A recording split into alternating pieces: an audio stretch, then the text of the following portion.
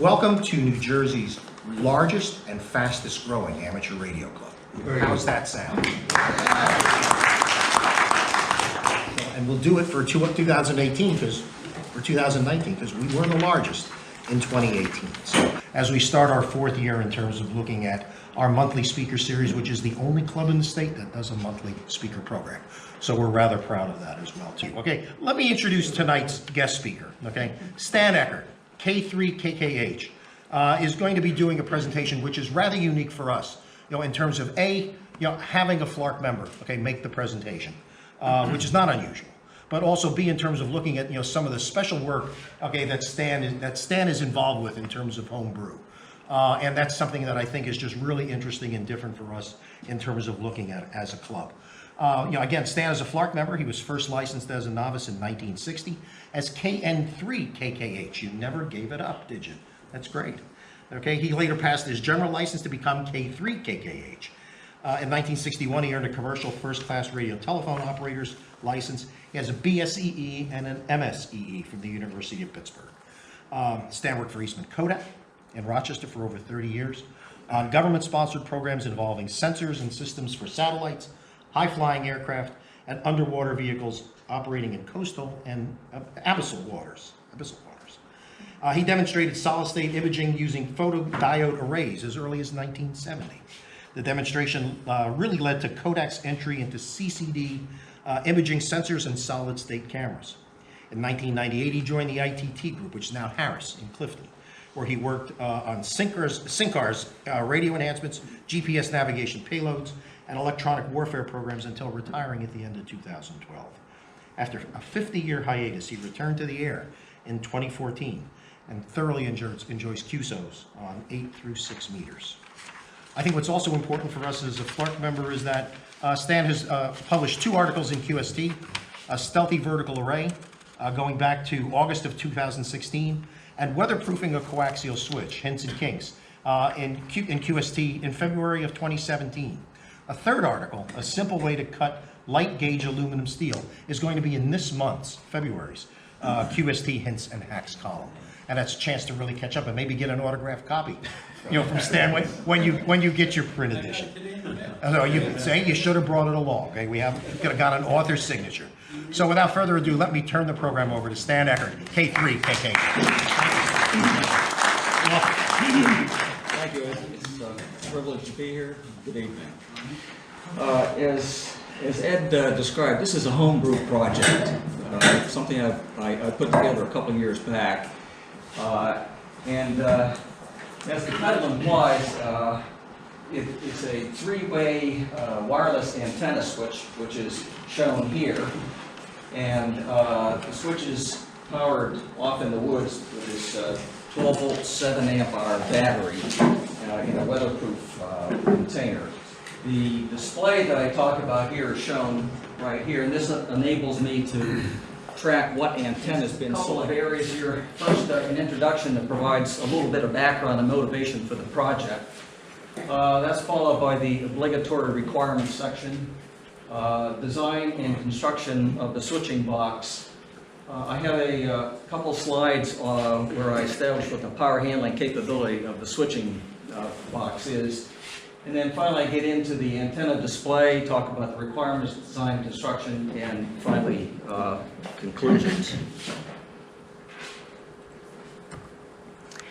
In terms of background, the motivation for the project really revolves around the fact that I live in a townhouse with HOA restrictions. And while ham radio and ham radio antennas has never really come up in the discussion, I try to keep a very low profile because I'm afraid what the consequences might be. Restrictions notwithstanding, I was able to get a single cable through my 10-inch concrete wall from my shack out to a switching panel 55 feet away, and that's shown here. Originally, the RG213 was feeding what I call a quad vertical array. That's 4 simultaneously fed, very closely spaced quarter wave verticals. And they're cut for 40, 20, 15, and 10 meters. So that worked out okay. But the problem was it's only a single cable. I didn't have room to get a control cable where I could use that for switching and other operations out here in the woods. Around 2015, I added a 140-foot dipole.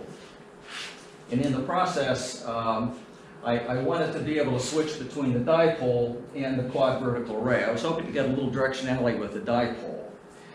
With only one cable, my options were pretty limited, either a mechanical switch or some kind of a wireless switch. I did look at the usual ham sites for wireless relay switching, coax switching, and antenna switching. I found a number of them, but they were fairly expensive. So I opt to do my own waterproofing of a 3-way diamond coaxial switch, which is shown here. This is a Rubbermaid food container.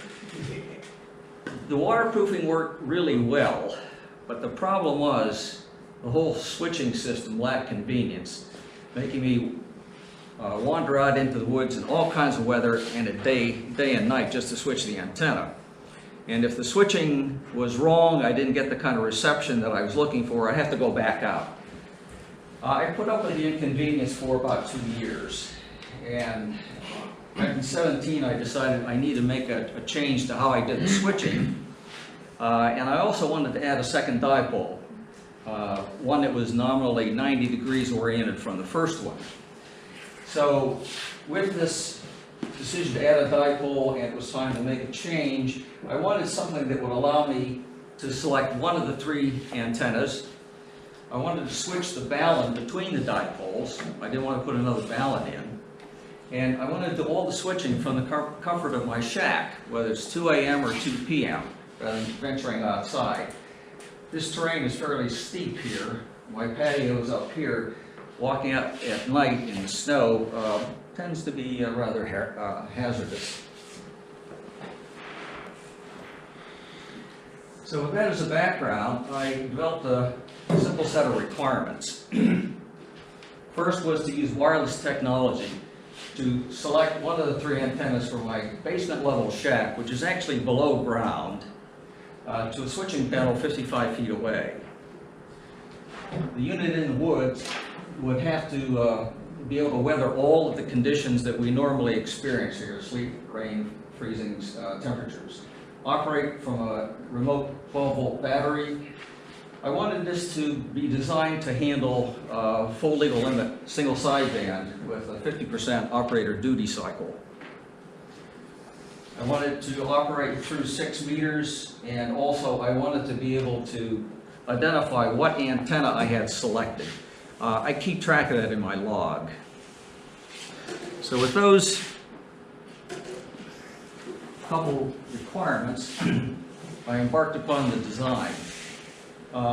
Conceptually, my plan was to use a wireless relay to select one of 2 high current capacity power relays. The power relays capable of handling the full legal limit would then perform the actual balun and antenna switching. The approach requires a dual channel wireless relay with 1 channel assigned to each power relay. After looking high and low on the internet, I finally selected a wireless relay, and it's called a 2-channel DC wireless receiver and transmitter, model WR02, and it's manufactured by All German Technology.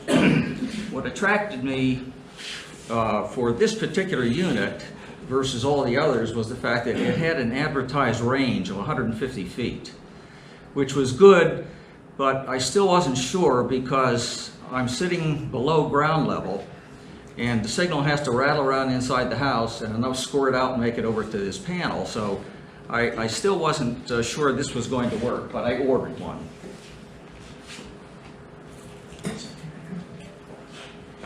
This is a picture of the unit.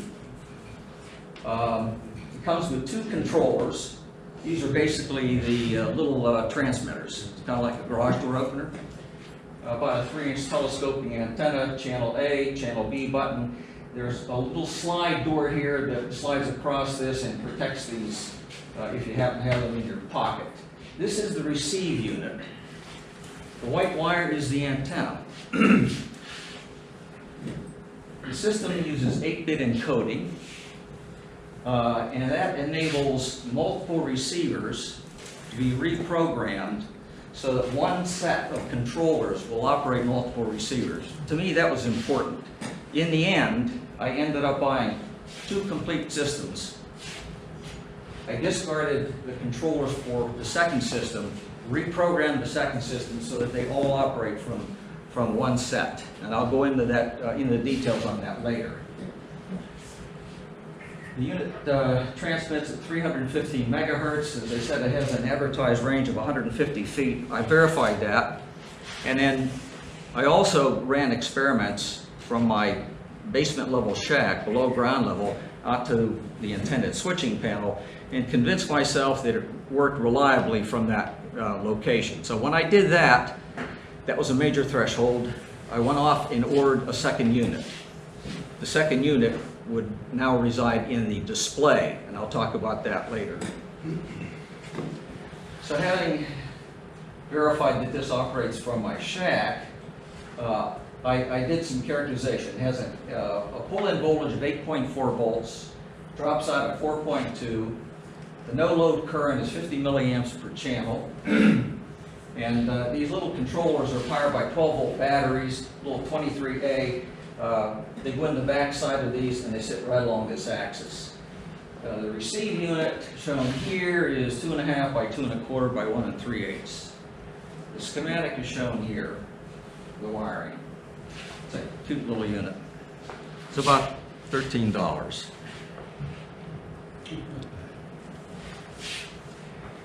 Power relays. Again, I went back to the internet and looked high and low. I eventually selected Magnacraft relays. This is the 700 series Ice Cube power relays. I also bought the mounts. They're 12-volt double pole, double throw. The relays are shown here. These little white fixtures are the mounts. They fit into a little detent in the relay itself.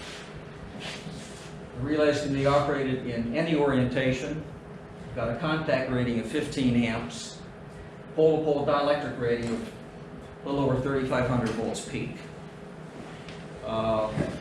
Pull-in voltage of 9.6, they drop out at 1.2, and they draw 75 milliamps without a load on them. They're fairly small, about 1.5 inches high and just about 1 inch in cross section, 1.06 by 1.1.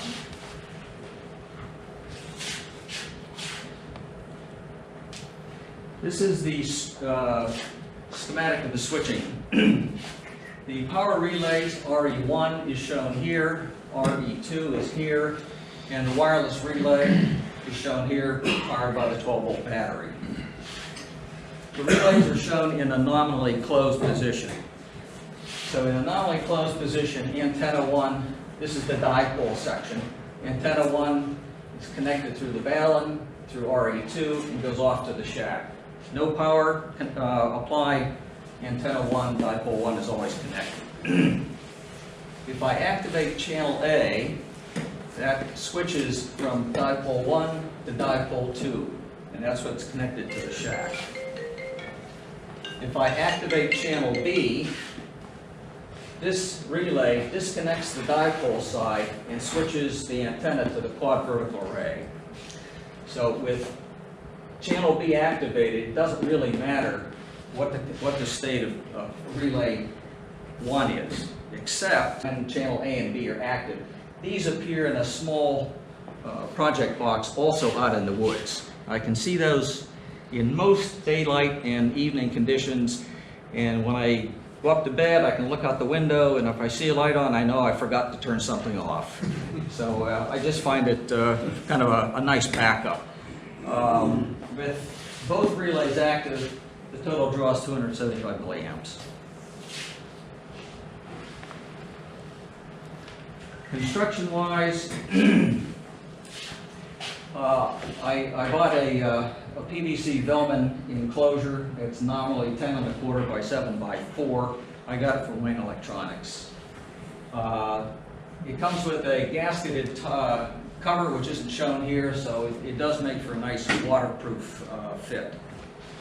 The wireless relay is shown here. This little white wire is the antenna. It's a little hard to see. I have a better slide of that coming up.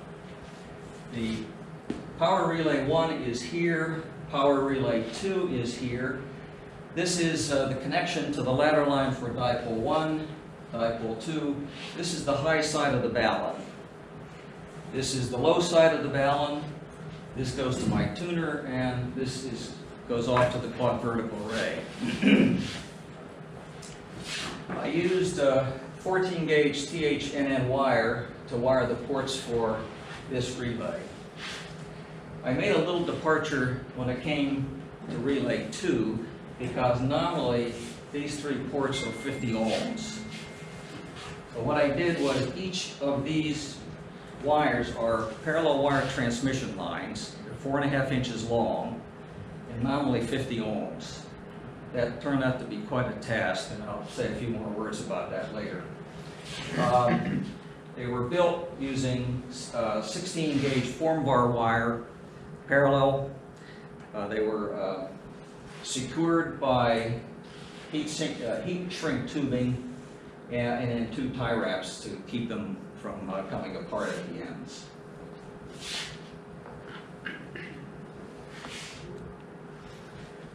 To achieve the 50 ohms, I used the standard equation here, 120 times the arc hyperbolic cosine of D over 2A. D is the center-to-center spacing of the conductors, A is the radius. Epsilon sub r is the relative permeativity. This equation is plotted here. For 50 ohms, I need a spacing of 4.5 mils. Sounds easy? It wasn't. What's the spacing? 4.5 mils. A mil is 1,000. No, the wire. How the parallel wires? How far are they apart?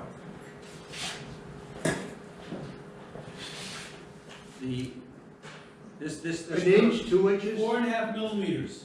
No, mils. Thousands of it. Not Mils. 0.0045 inches. How many inches? 0.0045 inches. Oh, that's close. Yes.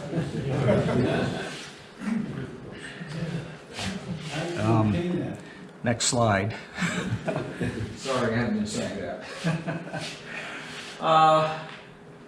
Achieving the 50 ohms out through 60 megahertz, I found this quite a challenge. It kind of surprised me, actually. I ended up building 14 of those guys, so I had a bench full of them. Wow. I still do. Most of the transmission lines were up over 60, 70, 80, 90 ohms. Mm-hmm. The best results I found were achieved with 0 spacing, so the wires were right up against one another. And the results for transmission line 6, number 12, and number 14 are shown here. Fairly decent SWR out through 60 megahertz. After 14 tries, I was kind of concerned why it was as difficult. I did spend some time afterwards, and I looked back at the equation for impedance, and I developed a couple sensitivity equations that show that if that spacing is under 1.8 to 1, the ratio of B over 2A, then changes in the spacing are wildly amplified. Whereas if the spacing is much, much greater than 1.8 to 1, they're attenuated. So at least understanding that, I had a better feel for why I have a bench full of small transmission lines. So this is what I started off with when the lines were nice and straight. When I bent and twisted them in an attempt to solder them into their terminations, I ended up with something a bit worse. Still not too bad. This purple graph on the top here represents the tuner to balun port, and has transmission line 6 in series with 14. This light blue curve is the tuner to QBA port, and that has transmission line 6 in parallel with number 12. I'll say a few words about SWR a little later. What did you use to characterize the lines with? I have an Rigmaster AA1000, and I used a carbon pot, adjusted it until I got the results. Question. Yes. Why did you not use high-quality coaxial cable? Let me go. Oh. No, fine.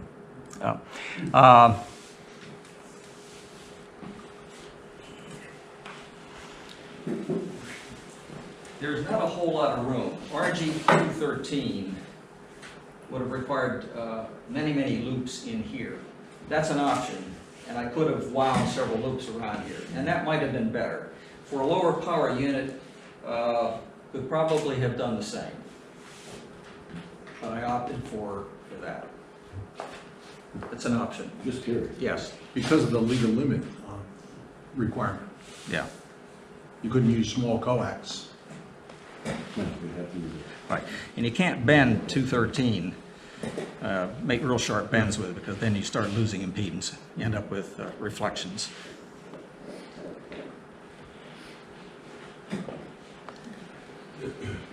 The antenna support for the wireless relay is shown here. This little white wire is the antenna. I made the support out of plexiglass, a little L bracket. It's 9 by 1 with 1/8 of an inch thick. The wire was very thin, and I felt that it needed stiffened, so I used 2mm diameter fishing line, and I combined that with some heat shrink tubing, and then I tie wrapped it in 3 sections to the L bracket, and the L bracket was hot glued to the top of the unit. I use 2mm fishing line to support my antennas. It's test rated at 400 pounds. I found it's very low coefficient of friction, so when I pull up over the trees, it's a lot easier than paracord or other kinds of rope.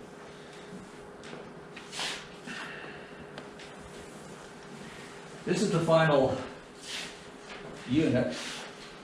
This is my homebrew 1-to-4 vanilla balun. This is the switch box. You can see the antenna. I have a better picture later. This is a remote tuner and a little lightning arrestor. The 3 components are mounted to a polypropylene kitchen cutting board that I got from Bed Bath & Beyond. It's 16 inches square, 3/8 of an inch thick. It's nice material to work with. Doesn't take paint very well though. You've got to work at that.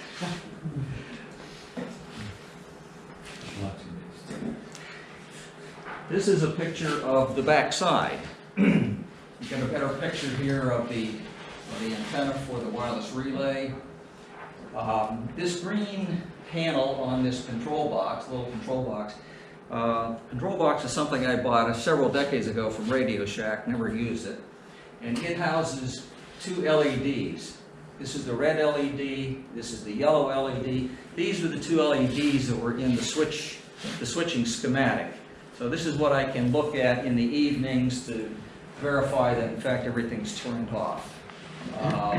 In the summertime when the leaf canopy is very dense, it's fairly dark, I can see it just about 24/7. Not true in the wintertime when the sun's close to the horizon and pretty much right on the display. On the back side of the panel, I put 2 1-inch PVC diameter tubes, and they're spaced 3 inches apart. They form a cradle that grabs the tree. They're bolted to the panel, and then I have holes drilled through these tubes, which are parallel to the back panel here, allowing me to run tie wraps around there. And it works quite well, secures very well to the tree. The smudges back here are liquid tape. I put liquid tape on the 832 hardware just to further protect them.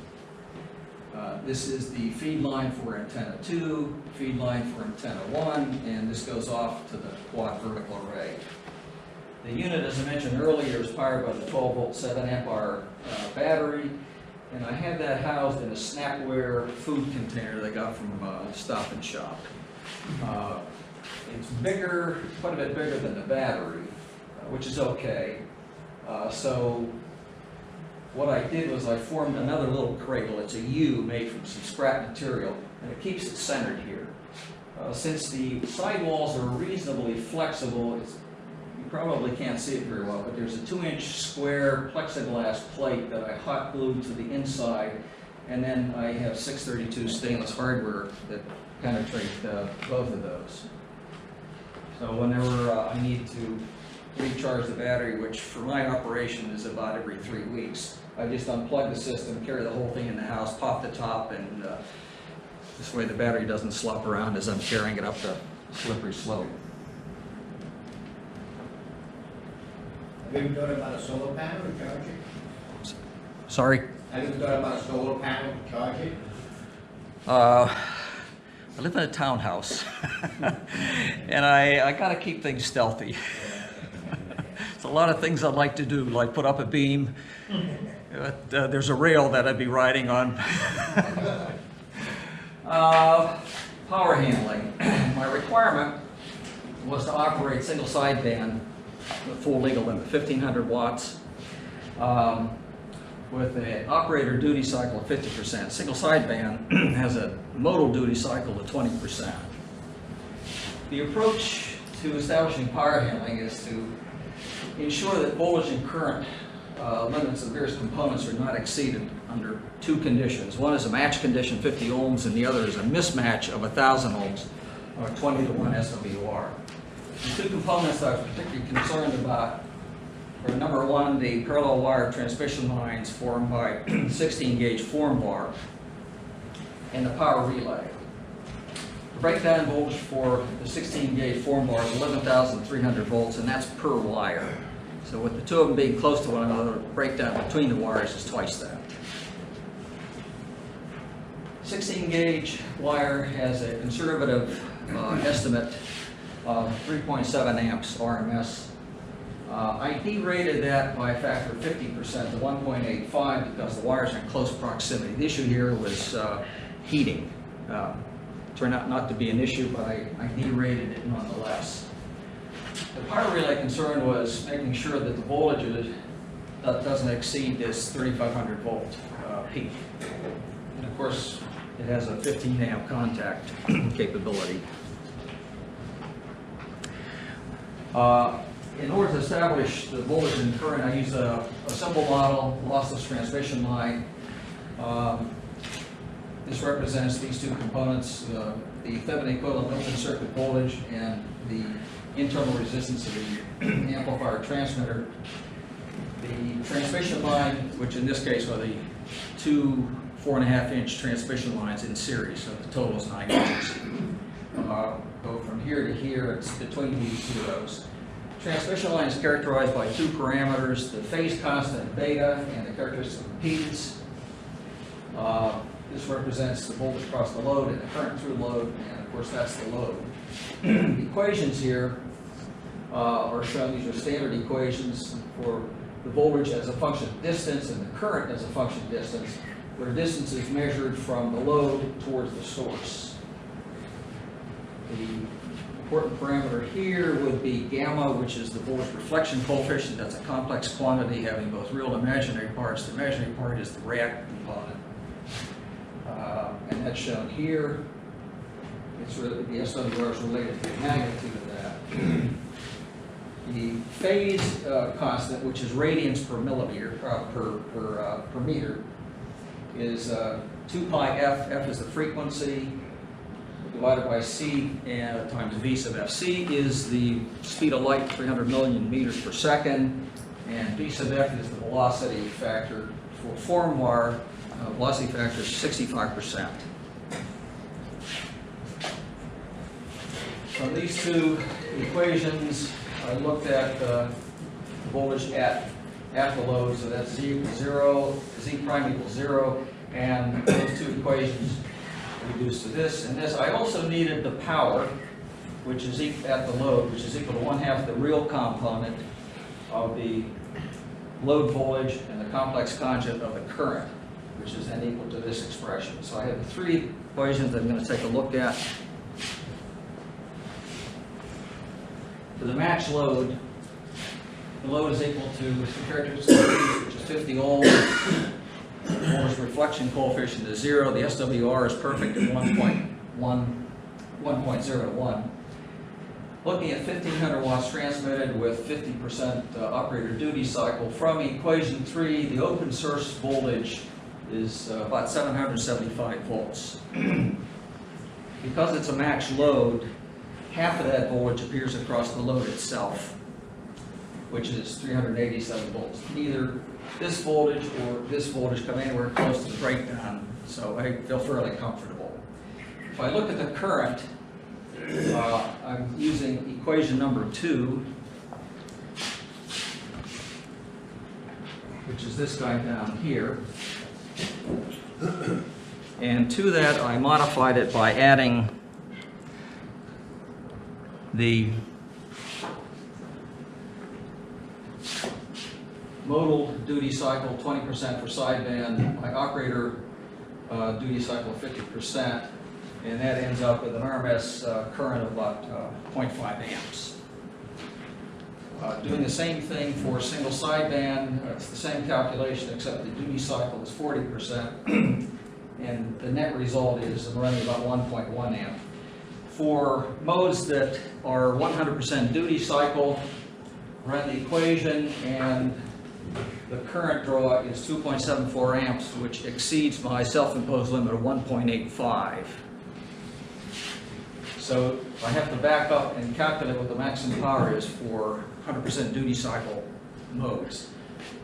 And that calculation shows it's about 685 watts. Now this is for match load. If I look at a mismatch, when the load's greater than 50 ohms, the maximum voltage minimum current, again at the load, I'm looking at specifically 1,000 ohms, and for that, the voltage reflection coefficient is 90%, the SWR is 20 to 1, fairly high. When I transmit 1500 watts, going back to equation 1, I use the equation, and in this case, I'm putting in the 0.9 to 90% voltage reflection coefficient, and that results in a peak voltage of 734 volts. Previously, that voltage was 387. So the big difference is this voltage reflection coefficient. If I take a look at the current, again for single sideband, it's about 74 milliamps.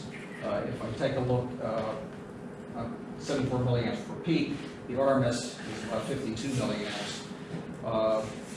Running the calculation for CW, it's about 1/10 of an amp. So for the simple calculations I run include that the unit will handle 1500 watts on sideband CW and is limited to 685 watts for the other modes.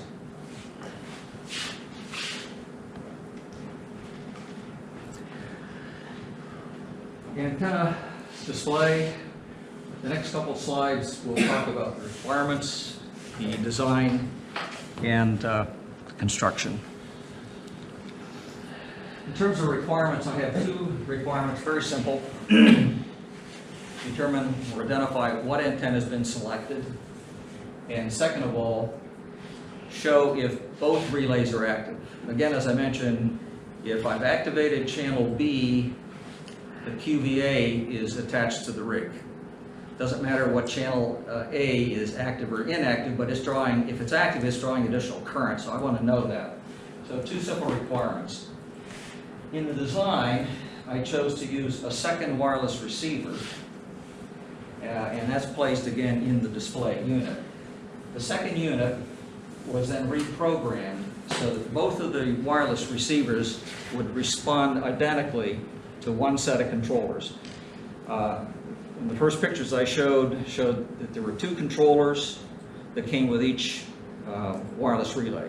The second unit I would dispose of the controllers, because once that second unit's reprogrammed, the controllers won't operate anything. So you have to reprogram that. With the simple requirements, I generated this truth table for implementation. Now, the truth table consists of these two columns, which are the inputs. It's the channel A and the channel B, and the net results are these four columns, determining whether an LED is lit when antenna 1 selected, antenna 2, the QVA, or if both are on, I want an LED to be lit. Now over here, a 0 indicates the channel's inactive, a 1 indicates that it's active. Over here, a 1 indicates that a light's been lit, an LED. 0, no light's been lit. So from this truth table, I developed Boolean equations that show one for each of the outputs. These would be the outputs. Antenna 1 lights up when not A and not B, and not B. This is then translated to a NOR circuit, A and B, the quantity not. I go with the NOR circuits because, as you'll see later, that's what I implemented. Likewise for antenna 2. Antenna 2 is true for two conditions, A and not B, A and B. And this then just results in A. For the quad vertical array, there are again two conditions, not A and B, A and B, and that's strictly B. For the condition where I'm looking at both of them are on, there's one condition which is A and B. Now clearly, for antenna 2 and the quad vertical array, you don't need truth tables and Boolean equations. If channel A is on, then antenna 1 is on. And if the QVA is lit, it doesn't really matter. But I continued the mathematics just for consistency purposes. Steve, quick question. The last, where they're both active, A and D? Yes. Is that something you would ever use, where you'd have multiple antennas connected? No, the only reason I wanted to know that was because I'm drawing extra current. And if I know that, then I'll go back and deactivate. So that's why I wanted to know. You wouldn't operate that? I would not. It's just- Oh, no, gotcha. no. Yeah. Doesn't matter. It's drawing extra current. Gotcha. It's just something I wanted to know. So with those Boolean equations, this is the implementation in hardware. I used resistor transistor logic to do the implementation. That's a very, very old logic family, not used today. The reason I used it is I have a large collection of transistors. That's why. That's why. Yeah, you have it. Have to find a use for them someday. In operation then, this circuitry operates from 9 to 12 volts. It's got a little on-off switch up here. So with the part connected, this is active, and this is the second wireless relay in the display itself. So if these are not active, then this line is a 0. You remember back to the truth table, and this line is a 0. It's a logic 0. If I activate channel A, it applies power to this, so that's a logic 1. If I activate this channel, this becomes high, and that's a logic 1. Transistors 1 and 2, 1 and 5 are the NOR circuits, the not OR circuits. 3 and 4 are inverters, which means if this is high, the output is low. Or vice versa, if this is low, then the output is high. Transistor 2 and 6 are emitter followers. They're used for current gain. When I was putting this together, I had some second thoughts about a more complex display, which I might be drawing much more current, and so I thought I would use that. Yes, sir? Question, what transistor type is that? I just can't quite make it out back here. Oh, these are 2N3934s and 2N697s. Okay. And I ended up using a wall wart to actually drive the whole thing. Yes? This is kind of open loop, so do you ever find that they get out of sync with each other, the remote and the display? Sometimes, if the battery in the little controller is going, doesn't quite make it over to the one in the woods 55 feet away, which is another benefit to having that other in the wood display. Okay, You can see the and in which case I figure out what channel is on. I can turn off the whole system here and resync them with the by the two Yeah. lights that are out Yeah. on the tree. yeah. One other, Yes. just a curious question. The tie wraps around the tree, how often do you have to loosen them? Yeah, or you don't know? They've been up for over a year. Oh, okay. Yeah. Okay. So I check them periodically. Yeah. In terms of wiring, I wired using a printed circuit board, specifically a Bellman 3-hole island Euro card. That's shown here. A piece of the Euro card is shown here. I only used a 2.5 by 5 inch section. This shows the trace pattern. And what I did was I replicated this trace pattern in Microsoft Visio, and then I wired it virtually in Microsoft Visio. Okay, so these would be the jumpers. This is a transistor. This is a resistor on edge perpendicular to the board, and so forth. And then once I had it completely wired in Microsoft Visio, and I verified it several times against the schematic, I made a copy of the Microsoft Visio, and I used that as a template to actually wire this board. In retrospect, it would have been a whole lot easier to generate a custom printed circuit board. The layout would have been much faster, and the wiring would have been quick because it's just a matter of stuffing and soldering. So, one of the lessons learned. This shows the inside of the display. It's a clamshell enclosure. It's the bottom half of the clamshell. It's a project box that I had repurposed several times, 5 by 2.5 by 6. ABS plastic, nice to work with. The front and back panels are aluminum. The rear panel here shows the wall wart receptacle. This is the power switch. This is the Euro card down here. And of course, this is the second wireless receiver. And I just left the antenna lay inside because it's only that far from where I do the switching. Front panel contains the LEDs that indicate power on, which antenna selected, and whether or not both of them are on. I mentioned earlier that with the two wireless relays, you have to reprogram them because they're built with 8-bit encoding. And in order to do that, I popped the cover off of the second unit, the one that was in the display. And it's hard to see from the picture, but this is a micro push button switch, and up here is an LED. So in order to reprogram this so that it operates against the same controllers that I use to control the one in the switch box, you have to push this button and wait for this to blink. And then you grab one of the original controllers and you hold down channel A for a few seconds. And then you can verify that it's been reprogrammed. You hit channel A and you can hear the relay switch if you're in a low noise environment. Then you can hit channel B and verify that it switches.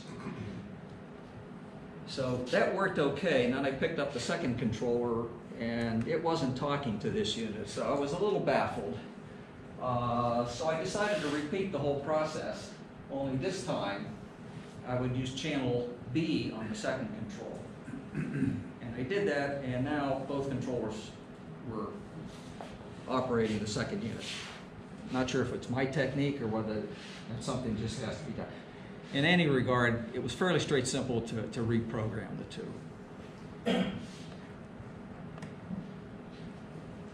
I put some graphics on both the front and the rear panel.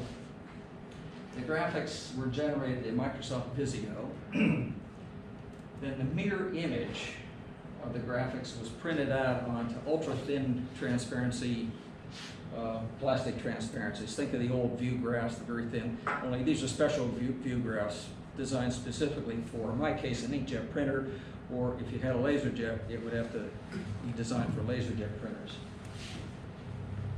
I cut out the graphic, meaning this whole rectangle, so the panels are rectangular. And then I glued the ink side of the transparency of the graphic to the respective panels. And the glue I use is 3M Super 77 multi-purpose adhesive. It's a spray adhesive. It comes in a fat container about so big. I've used it for 15 years, works really well. The net result is you end up with a nice scratch-resistant display because the ink of the toner is right up against the panel and it's not subject to any external wear. You can, depending on how artistic you are, you can come up with some fairly snappy-looking graphics for your projects. What's the material on the outside? Is that aluminum on the ends, or is that plastic? This is ABS plastic. Okay. It's a clamshell, 2 clamshell, and the panels are aluminum.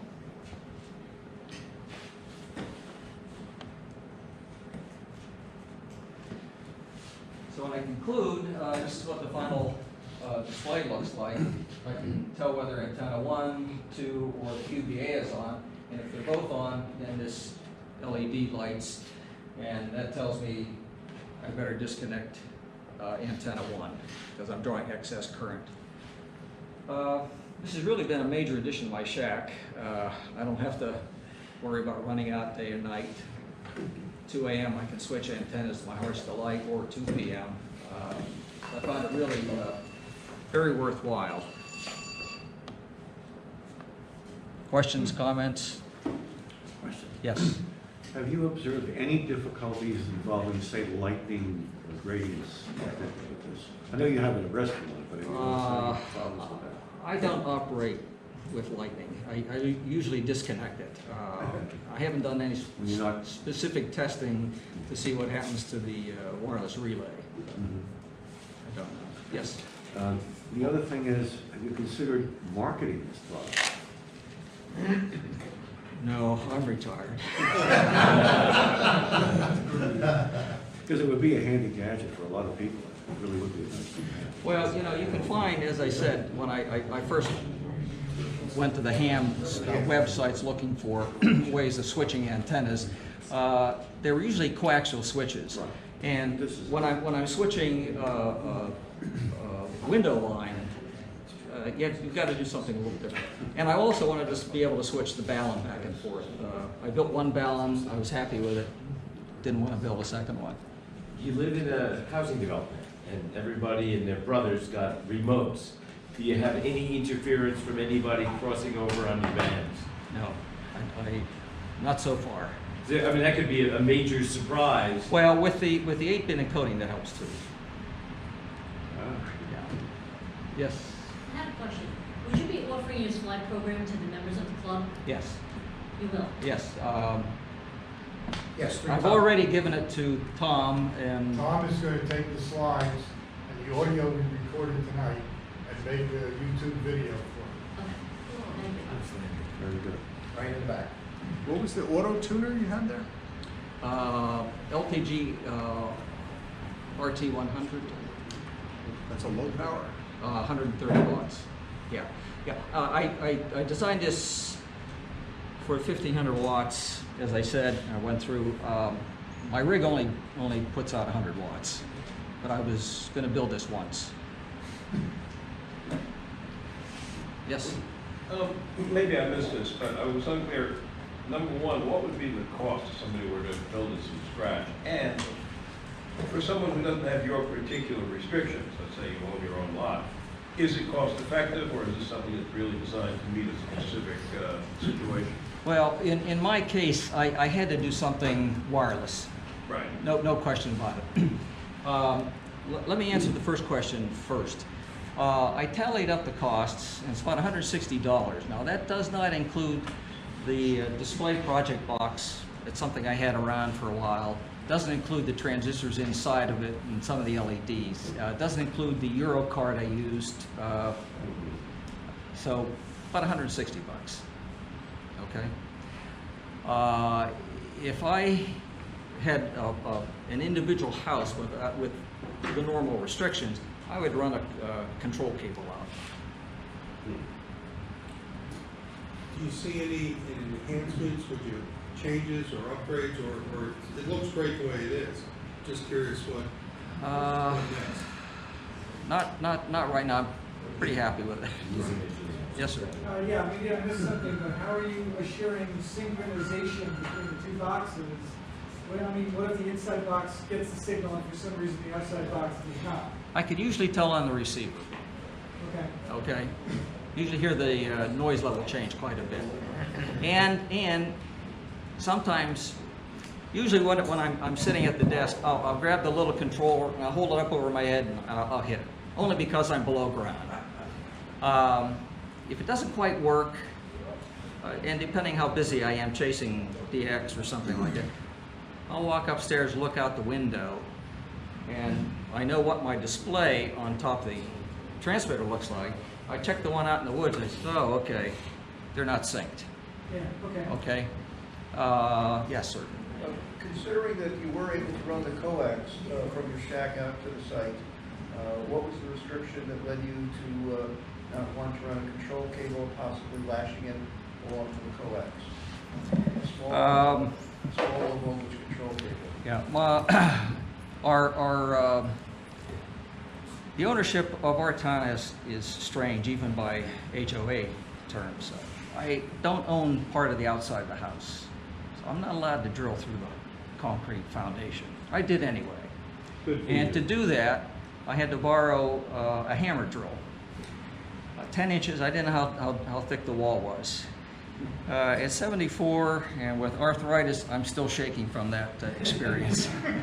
It took a lot because my next door neighbor who was on the board at the time, I didn't do it when he was home. Because you can hear it all over the place. So, and I used a 1/2-inch drill. Now, RG213 is 0.402 inches. Not enough room for another cable. So you didn't want to tempt fate, basically? Yes. It's called a hammer drill. You rent that? Yeah, a good friend of mine had it. Okay. And then I ended up buying an 18-inch bit. Because the 6-inch bit didn't do it. Oh, okay. Oh, it was a drill. It's a drill that Okay, gotcha. Okay. took a lot of. How did you know you were not going to hit a gas or an electric or a sewer or a water line? Murphy wasn't around at that time. Otherwise, I wouldn't be here. There was an exorcism performed first. The coax, so it's 100, 150 feet to the woods. When we come out of the foundation, you have a little drip loop and you have it buried in the ground so the landscapers don't see it or anything? Yes. How deep? 2 inches? About 6. That's okay. that's the best I could get. Now, Wow. in my backyard, it's very stony, so it's impossible to dig with a shovel. So what I did was I used an old saw blade, electric saw blade, Yeah. and I ran it across, electric. I ran it across, and then I took a back saw, that you use for miter. Okay. And I held an old one, and I ran that back and forth across the trench until I got the depth that I needed. I had to do this quick because my neighbor was coming back. So I ran it out, covered it up. Sounds like you're not even allowed So to get your wall. that was how you escaped from prison, right? The same thing. Dug your way out of Shawshank, right? Came in handy. How did you get the wires up into the trees? Again, same thing. so, The people yeah. watching, how did you do that? By the dark of the night with a potato gun? No, I use a slingshot. Yep. Homebrew slingshot. Everything's homebrew. And I use a spinning reel that I attach to a 2-foot section of a 1-inch diameter rod, wood. The higher it is, the less visible it is. Yeah. QRZ page shows a diagram of the quad vertical ray. And nobody has issue with what you have mounted on the tree?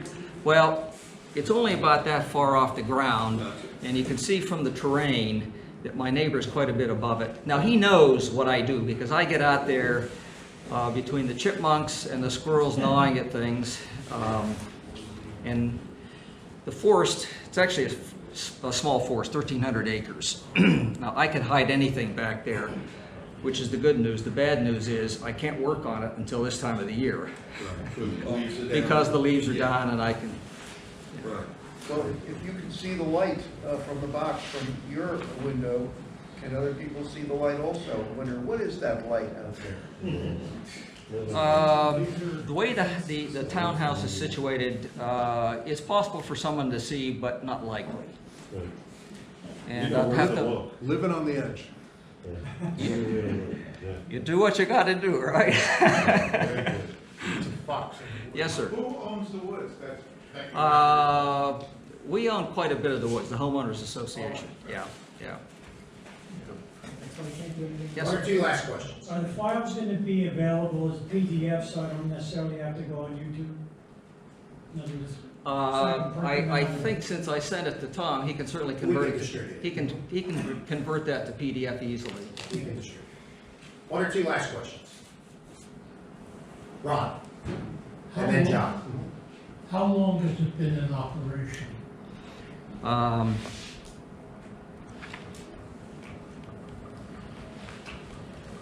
think it was at least a year. Whoops. May of 17. Yeah. I know you said you don't have any improvements. You're an engineer. You've got to improve it. In some way. My limitation is my wife. She only allows me in the woods a couple times a year. Do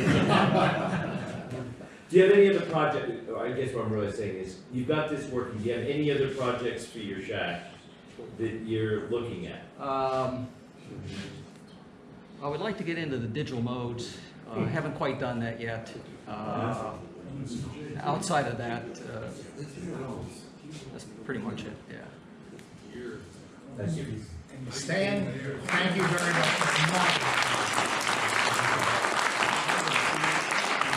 As usual, on behalf of the club, our thanks, for your appreciation for the work that you've done in putting this presentation together. Thanks very much, sir. Thank you. Grab a little bit more, yep. Yeah. Can you slide over out of the way? Stan will get you there. Get out of the projector. How's that? Thanks.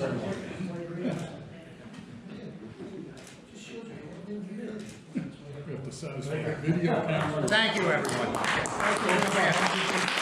Any questions for Stan? He's hanging around, right? Yep, absolutely. Before you guys go, if you're interested in talking Winter Field Day, we're gonna have a quick 15-minute or less meeting over there.